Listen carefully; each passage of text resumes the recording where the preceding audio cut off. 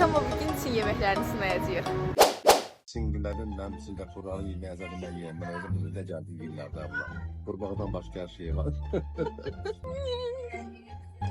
Əsas yemək gəldi, əsas yemək. Bunlar Dumplinglərimiz. yeməkləri fərqlidir ki, şurada.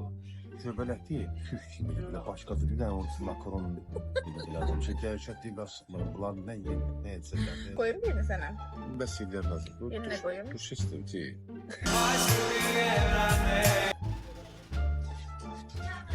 Ətin o qədər də əziyyət yoxdur məncə, hə? Ətində var, özümdə yoxdur. Buna baxın, yana çatmamışım, bir dəfə gözüm içi çatdı.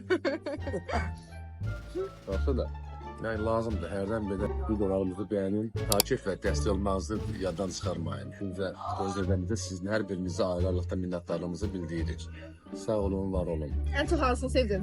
Gözcü xəncəridir, bunlar. Dumpling. Daha, Bu qədər idi.